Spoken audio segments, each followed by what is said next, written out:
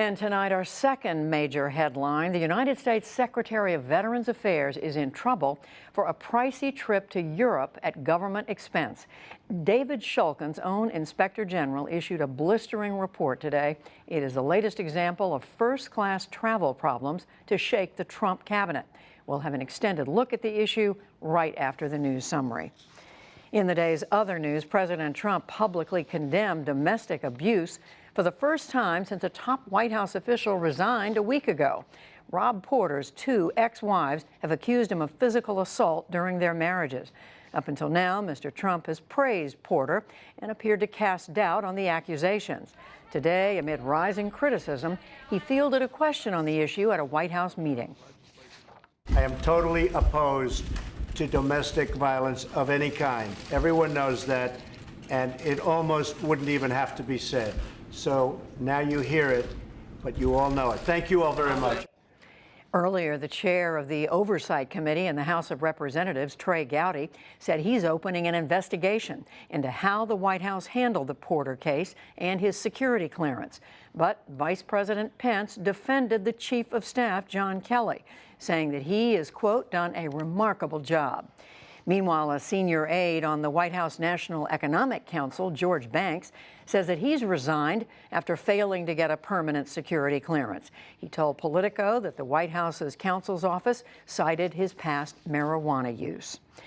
The president's longtime personal attorney, Michael Cohen, now says that he paid $130,000 to a porn film star who allegedly had an extramarital affair with Mr. Trump in 2006. The payment was made shortly before the 2016 election. Cohen told the New York Times that the money came out of his own pocket and that he was not reimbursed by the Trump campaign or company. He did not say why he paid Stephanie Clifford, whose film name is Stormy Daniels. Mr. Trump has denied any affair. In South Africa, embattled President Jacob Zuma announced tonight that he will resign from office effective immediately. It came after the ruling African National Congress ordered him to step down in the face of corruption scandals. In a 30-minute televised address, Zuma disputed the accusations against him and then abruptly called an end to his nearly 9-year rule. I have therefore come to the decision to resign as President of the Republic with immediate effect. Even though I disagree with the decision of the leadership of my organization. The deputy president, Cyril Ramaphosa, is expected to succeed Zuma. Secretary of State Rex Tillerson called today for Iran to withdraw its military forces in Syria. He spoke in Jordan and said that Iran is destabilizing the region. But Tehran fired back that U.S. forces should leave Syria.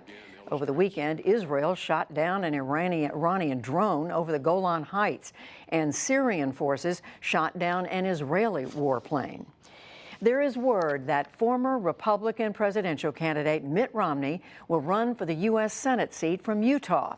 It's widely reported that the one-time governor of Massachusetts will make his announcement tomorrow.